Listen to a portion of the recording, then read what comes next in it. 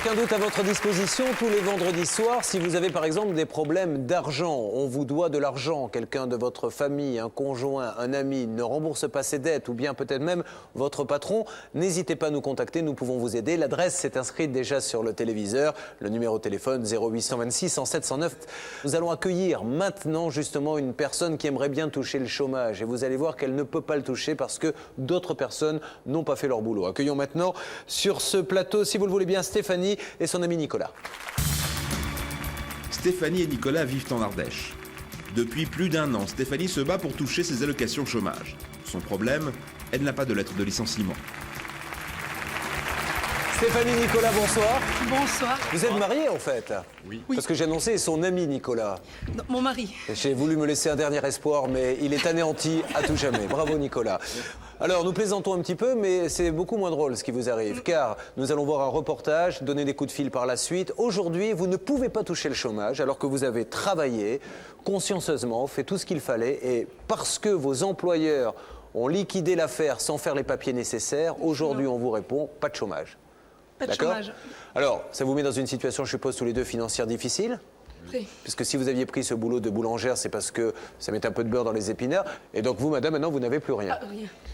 Et ça fait maintenant 15 mois qu'un salaire. 15 mois. 15 mois, ça fait 15 mois Que ça personne ne vous écoute, Voilà. que personne ne vous entend, que vous essayez de vous que je ne battre. suis pas licenciée. Nous regardons maintenant le reportage de Stéphane Martin. Nous donnons des coups de fil par la suite pour aider ce couple. Reportage sans aucun doute. Ça fait très mal aux tripes. Très mal aux tripes, surtout de se sentir impuissant face à une situation... c'est débile. C'est une situation débile. Seulement en attendant, ça fait mal au cœur parce qu'on est conscient qu'on chute au jour le jour et on ne peut rien faire. Cette mère de famille est épuisée. Depuis 15 mois, elle mène un combat sans merci, seule contre tous. Son objectif est simple, être enfin licenciée.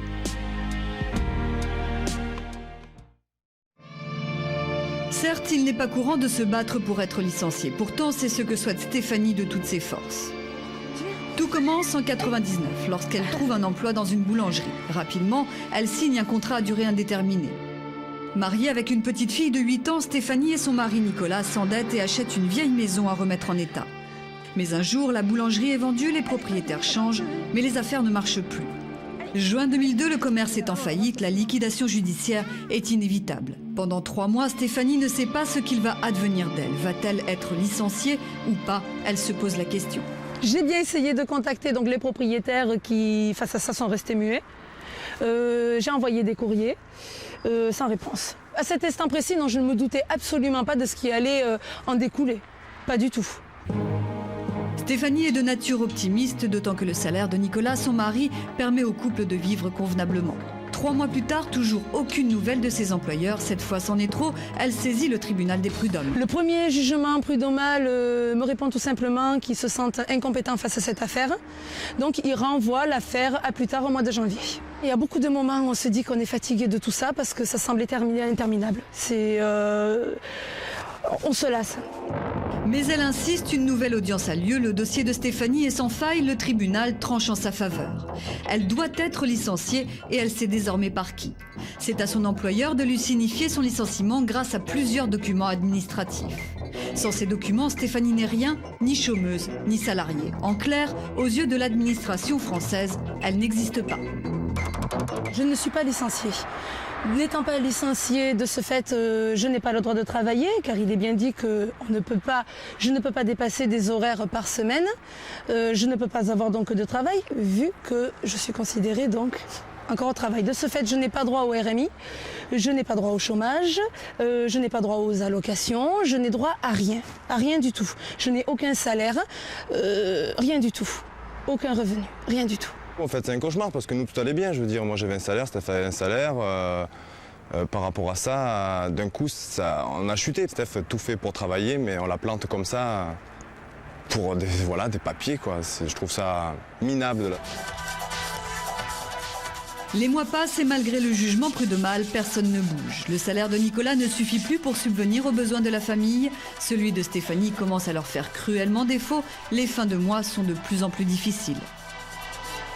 Il y a des jours qui sont plus durs que d'autres, quand on n'a pas beaucoup à manger dans le frigo. Pour la petite surtout, Même pour nous, bon, on n'a pas de sortie, c'est souvent on se prive pas mal de trucs. Au niveau des factures qui tombent, que je sais que de toute manière on ne pourra pas les payer, il n'y a pas moyen de les payer. Au niveau de la nourriture, parce qu'on me dit bien qu'il y a des priorités dans la vie.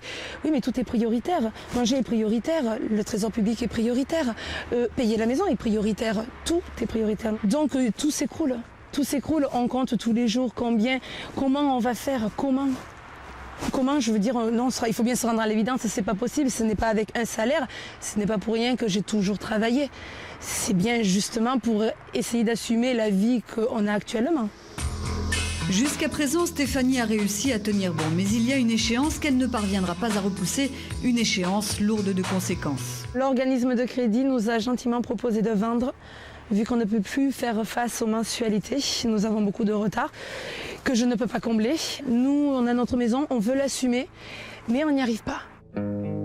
Si Stéphanie et Nicolas ne réagissent pas très vite, ils risquent de se retrouver à la rue. Pourtant, les jugements prud'homaux sont sans équivoque. L'employeur n'a pas rempli ses obligations lors de la procédure de licenciement. Martine, l'ancienne patronne de Stéphanie, nous le confirme. Oui, la démarche administrative n'a pas été suivie correctement. À quel niveau, je ne sais pas qui ça implique réellement, mais toujours est-il que ça n'a pas été fait. Moi, j'ai eu plusieurs fois des employés, quand ils sont partis de chez nous, ils sont partis avec leur papier acédique, avec tout ce qu'il fallait, de façon à ce qu'ils puissent avoir leurs droits par la suite. Pour comprendre, nous décidons de rencontrer en caméra cachée les employeurs de Stéphanie au moment de la faillite. Parce qu'il arrive un moment qu'il y a une situation où vraiment on n'en peut plus. Je veux dire, où vraiment là c'est à bout, hein. Je veux dire, on est comme tout le monde. Enfin, il n'y a pas de sous, mais alors il n'y a pas de sous, je veux dire, je n'ai même pas le droit de retravailler. Je suis considérée donc encore sous contrat, je suis bloquée. Donc pas de salaire, pas de chômage, pas droit au RMI, pas droit à rien. Je n'ai rien. Je veux dire, on peut peut-être pas comparer. Vous avez un salaire ou peu importe. Je n'ai rien. Quand on est comme vous, on suit. Ce que moi je trouve dégueulasse, très franchement dégueulasse, c'est pour ça que moi quand j'ai dit ça ira jusque là où ça devrait aller, c'est que je pensais quand même que tous les samedis on discutait toutes les deux, je pensais qu'il y avait eu quelque chose, qu'on aurait pu continuer à se parler. Je pense qu'à partir du moment où vous avez senti qu'il y avait quelque chose qui se tramait, nous vous voyez bien qu'on était au courant de rien. Pourquoi vous n'êtes pas passé nous voir? On aurait pu faire n'importe quoi. Moi comme vous, je me mets à la place de tout le monde, ce que je devrais peut-être pas faire parce qu'après tout je m'en fous. Moi je suis déjà à ma place, c'est déjà bien, c'est difficile. Mais je suis humaine et je suis allée à la CEDIC pour faire décanter le dossier, pour vous. Et bon, le remerciement, c'est que ça continue, bon, voilà. Selon eux, ils n'auraient aucune part de responsabilité dans l'affaire et auraient tout fait pour l'aider. Ils auraient même effectué toutes les démarches nécessaires auprès de l'antenne ACEDIC locale. À notre arrivée, la réalité est tout autre. Bonjour. Je venais vous voir. Il n'y a aucune possibilité de dérogation Mais il n'y a pas de dérogation à quoi? Il n'y a pas de rupture de contrat? Je ne veux pas rejeter la faute ou quoi que ce soit, c'est pas ça, mais si personne trouve des solutions. Un tiers privé, ça c'est un problème entre deux personnes, entre l'employeur et un salarié. Hein. Et ça se résout au niveau prud'homme. Et si ça perdure, comment ça se passe alors? Mais ça, j'en sais rien du tout. J'ai pas de solution moi à ça. Et depuis 15 mois, c'est invariablement la même réponse. Il ne reste qu'une seule piste à exploiter, celle du liquidateur judiciaire. En effet, le dernier jugement prud'homal, daté du 3 novembre 2003, met clairement en cause la responsabilité de ce dernier. Il est reconnu comme seule personne capable de régulariser la situation de Stéphanie. Nous parvenons à le joindre sur son portable, sa réponse est sans équivoque. Je voulais vous entretenir un petit peu à propos du cas de Madame Lavenu. Est-ce qu'on peut en discuter un petit peu, s'il vous plaît? Écoutez, monsieur Martin, je pense vous avoir tout dit. Je suis tenu au secret professionnel. Je ne vous en dirai pas davantage. Cela fait maintenant plus de 15 mois que Stéphanie ne parvient pas à se faire entendre. Le moral et les finances sont au plus bas. Cette année, le Noël de Nikita, 8 ans, risque de ne pas être la fête tant espérée. Actuellement, nous n'avons rien pour notre fille. On ne peut pas se le permettre. Notre fille est au courant de beaucoup de choses, elle le vit avec nous. Malgré tout, quand on voit sa lettre au Père Noël, ça fait mal au cœur. Quand elle dit à quel point qu'elle est triste, que cette année, elle ne commandera rien. Qu'est-ce que vous voulez répondre à ça? Le reportage était signé Stéphane Martin pour Sans aucun doute. Aujourd'hui, je voudrais avoir votre sentiment. Quand on est quelqu'un qui travaille comme ça, qui fait un métier difficile en plus depuis aussi longtemps, et que l'on s'aperçoit que toutes les portes se ferment pour simplement avoir le droit le plus élémentaire, qui est celui d'avoir le chômage, vous réagissez comment? Depuis, en plus, c'est pas 15 jours, hein? Absolument. Beaucoup de colère, par moments du désespoir, parce que je me demande sincèrement donc qu'est-ce qu'il me reste à faire. J'ai tout essayé. Tout le monde se renvoie la balle et j'ai vraiment ce sentiment d'être une bille au milieu de tout ça. Et du côté de la NPE, on vous dit quoi? La NPE les a dit que eux veulent absolument cette lettre de licenciement que je n'ai pas, que personne ne veut me faire. Donc d'après eux, il n'y a rien d'autre à faire tant que je n'aurai pas cette lettre. Et vous ne leur dites pas, écoutez, si j'arrive pas à l'avoir cette lettre, on ne peut pas une fois sortir du rail administratif pour... J'ai essayé. Et alors j'ai essayé maintes fois. Non, il n'y a pas moyen. Il n'y a pas moyen. Ils veulent la lettre de licenciement, ils veulent se baser sur la date du licenciement. Et si personne ne me l'a fait, il n'y aura pas de date, il n'y aura rien. Alors, Maître Novakovic, il y a quelque chose d'élémentaire qui n'a pas été fait, c'est le liquidateur. Ouais, tout à fait, la chose élémentaire est la résultante en fait du dépôt de bilan de la boulangerie. La boulangerie a fait l'objet d'un jugement de liquidation judiciaire. À ce moment-là, vous avez un mandataire liquidateur qui est désigné, qui doit absolument licencier économique tous les salariés de l'entreprise.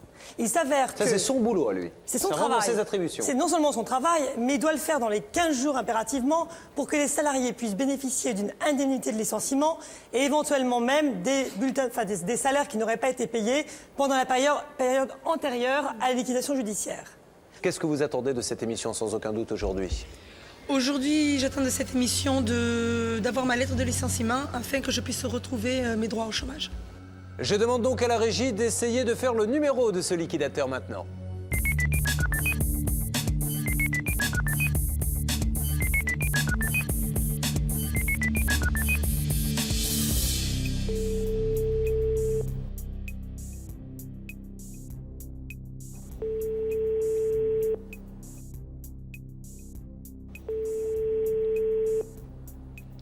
Oui, bonjour madame.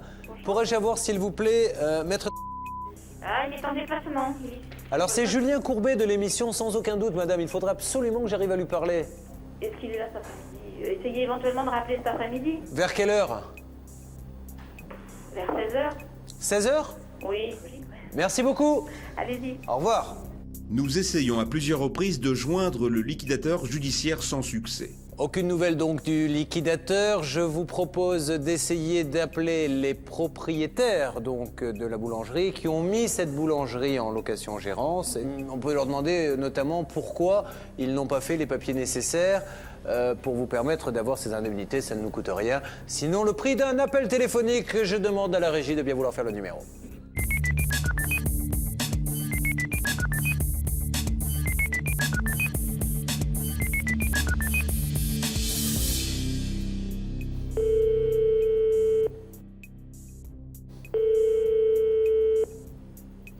Allô? Allô, bonjour. Oui, bonjour. Bonjour madame, je suis Julien Courbet de l'émission Sans aucun doute, je ne vous dérange pas? Pas du tout. Bonjour madame, bonjour. Je vous appelle car je suis en présence dans le cadre des émissions Sans aucun doute de cette jeune femme, Stéphanie Lavenu.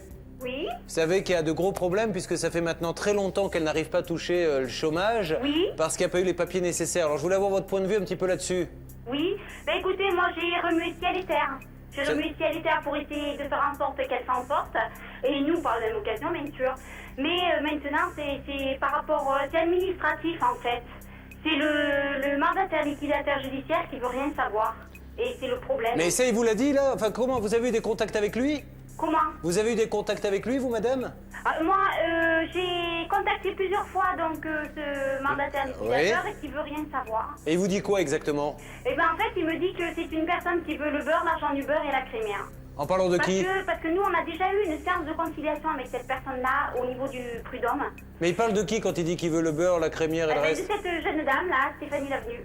Ah bon? Mais qu'est-ce qu'il appelle le beurre? Elle a rien du tout. Bon.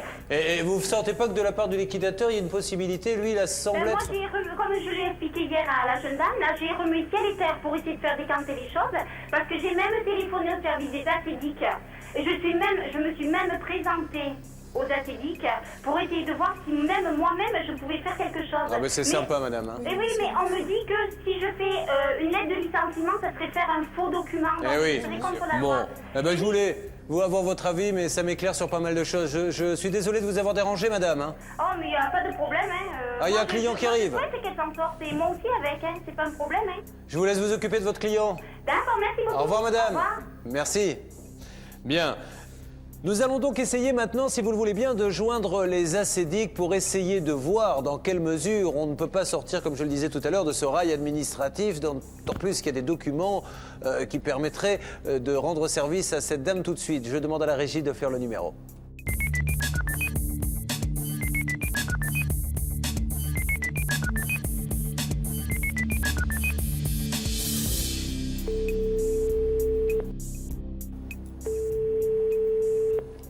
Allô?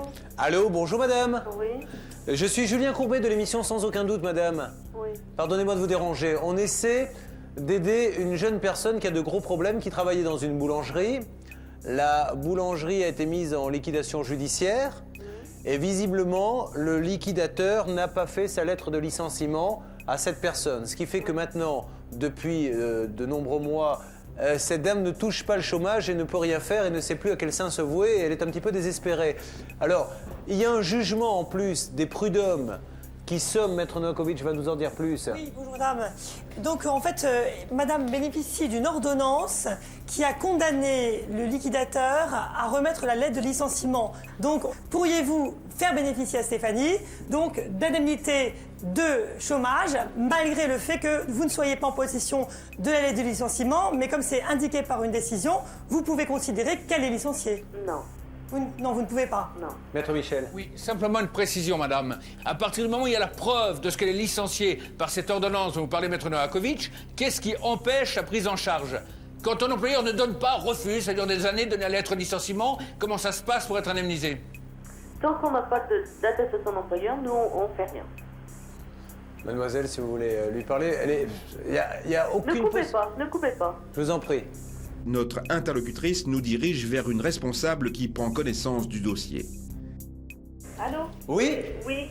Donc, elle en a un jugement prud'homal. Elle a un jugement prud'homal, madame. Elle a une Ça fait 15 mois qu'elle n'a pas touché un centime. Elle bénéficie en fait d'une ordonnance enjoignant le liquidateur d'adresser une lettre de licenciement sous astreinte. Je peux vous faxer le document si vous souhaitez, madame. D'accord. Donc, elle ne peut pas avoir l'attestation d'employeur puisque le liquidateur ne veut pas lui la faire. Et c'est pour ça qu'elle était au prud'homme et qu'elle a gagné. Donc, nous, éventuellement, pour la passer en commission paritaire. Voilà. C'est ça qui serait extraordinaire, madame, de votre part et très humain. Et cette commission dont vous parlez, je l'ai déjà demandé à maintes reprises et on me répond que ça ne me concerne pas, c'est que pour les cas de démission. Pardon? On lui répond quand elle y va que ça ne concerne cette commission paritaire que les cas de démission. Mais non, pas du tout. Mais c'est pour ça, madame, qu'on se permet de vous appeler, parce que visiblement, je crois qu'il y a un problème de communication. Donc, ce que vous allez faire, je vais vous donner un numéro de fax, vous allez me faxer le numéro du document, là. Bon, madame, vous me promettez que vous vous occupez de ce dossier? Vous envoyez tout ce que vous avez concernant cette personne, le jugement prud'homal et tout, et on va faire une fiche de réclamation à l'antenne de Priva. Ben, c'est très sympa de votre part, madame. Bravo. Merci beaucoup. Elle en a bien besoin parce que ça fait 15 mois maintenant qu'elle n'a pas touché un centime. D'accord. Madame, on se tient au courant. Merci. Je vous souhaite une bonne journée, de bonnes fêtes. Au revoir, merci. Au revoir, madame. Au revoir. Voilà. Donc, si tout va bien, dans quelques jours, vous allez passer en commission paritaire et vous allez enfin toucher vos droits. Nous allons suivre ce dossier pour vous, les rappeler, bien veiller que ça a été transmis, etc., qu'il n'y ait pas de mauvaise surprise. Et j'espère que vous serez sur ce plateau pour nous dire que ça y est, vous touchez enfin vos droits, d'accord? D'accord. Bon. Ça fait plaisir d'avoir quelqu'un d'heureux quand même, avec les équipes. Ah, mais il faut se battre dans la vie. Hein. Oui, non, parce que c'est difficile et c'est vrai qu'entre tout ce qu'on m'a dit depuis le temps et que je souhaite que ce soit fait, je l'espère, je vous remercie. Non, on ne va pas vous laisser tomber, je crois qu'on est tombé sur la bonne interlocutrice. Oui. Nous allons passer à la partie conseil maintenant de cette émission. Alors, c'est vrai, Maître Fellono, que l'employé n'est pas toujours au courant de ses droits. Quand il y a une liquidation, il se dit, bon, ben, la boîte ferme, je vais toucher le chômage. Et c'est pour ça qu'il faut tout de suite, quand on sent les prémices d'une fermeture proche, prendre, je suppose, des dispositions. Des dispositions, évidemment. Il faut se faire connaître auprès du liquidateur, dont on en prend la précaution de connaître les coordonnées. On se renseigne au tribunal de commerce qui, par jugement, le désigne. Donc, il faut savoir quel est votre interlocuteur et bien vérifier que vous apparaissez sur la liste des salariés à licencier.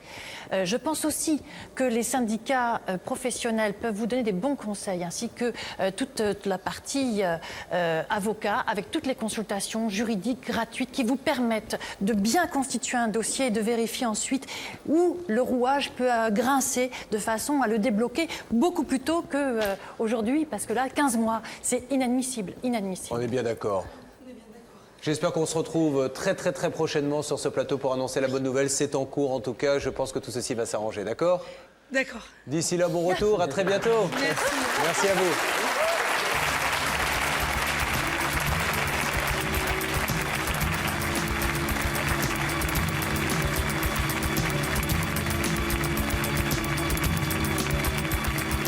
Selon la formule consacrée, quelques secondes seulement pour vous, plus d'une semaine pour nous.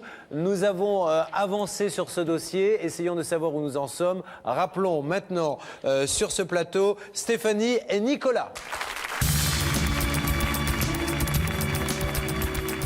Une semaine plus tard, le dossier de Stéphanie a évolué. Va-t-elle enfin trouver une solution?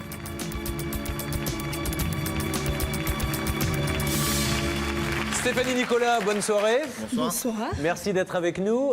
Donc, on s'était quitté lors de notre dernier enregistrement, c'était il y a quelques secondes pour nos téléspectateurs, mais pour nous, c'était il y a quelques jours, sur cette parole de la personne de la CEDI qui avait dit, écoutez, on doit pouvoir arranger ça, envoyez-nous le dossier. On a envoyé le dossier. Première question, est-ce qu'on vous a contacté dès le lendemain, le surlendemain? Dès le lendemain matin. Alors, racontez-moi. Alors, donc, on m'a contacté pour m'annoncer que la moitié, en fait, de mes indemnités était versée. Et donc, j'ai eu quand même 8 mois il m'en reste 6 quand même à percevoir. Mais il y a bien eu les 8 mois. Virement sur votre compte, hein? Virement sur le compte. Bon, parfait. Donc là, ça devrait être régularisé complètement. D'ici combien de temps? Quand le public applaudit, les témoins ne m'entendent pas, donc madame me voyait faire. Elle était là comme ça. J'étais en train de vous dire, dans combien de temps ils vont tout régulariser? Je devais y retourner aujourd'hui pour signer... Et à cause de l'émission, vous n'avez pas pu y aller, vous ne toucherez rien, madame. Voilà. Non, donc ça va être complètement régularisé. Oui, parce que reste à débloquer maintenant, donc les 6 mois, à partir donc, de septembre 2002, qui pour l'instant n'ont pas voulu prendre en compte, dans le sens où je n'ai toujours pas la feuille de licenciement. Donc il faut voir avec eux. Mais c'est déjà un premier pas. Mais c'est déjà un très beau pas, quoi. Ouais. Vous êtes content, monsieur? Ah oui, très content. Ouais. Parfait. On va remercier bien sûr les personnes de la CEDIC, hein. En tout cas celle qu'on a eue qui a été à la vitesse de l'éclair. Là, je pense qu'on ne peut pas faire plus vite, hein. Donc c'est vrai que parfois on a la dent dure contre l'administration, mais il faut aussi reconnaître quand ça marche. Et là, même s'il a quand même fallu 15 mois pour agir, mais la personne que l'on a eue n'y était pour rien. Donc je voudrais m'adresser à la personne de la CEDIC que l'on a eue au téléphone. Bravo, chapeau, parce que du boulot comme ça, on adore. Ça prouve que ça fonctionne bien. Eh bien écoutez, c'est génial, l'année démarre super bien pour vous. Oui. Et c'est tant mieux, hein. Oui. Alors, je vais juste vous demander une petite faveur, parce que je n'avais encore jamais vu ça. Je vois que vous avez le lobe des oreilles tatoué. Ah, oui. Alors, est-ce que, Jean-Jacques Amsaleh, vous voulez bien nous en montrer un? Parce que c'est super beau, mais je n'avais jamais vu ça. C'est douloureux? On entend bien le bruit de la machine. Ah oui, quand... Ah bah très bien. Vous marquerez sans aucun doute peut-être s'il reste un petit peu de place en souvenir de l'émission. Merci à tous les deux, je vous souhaite beaucoup de bonheur. Au revoir.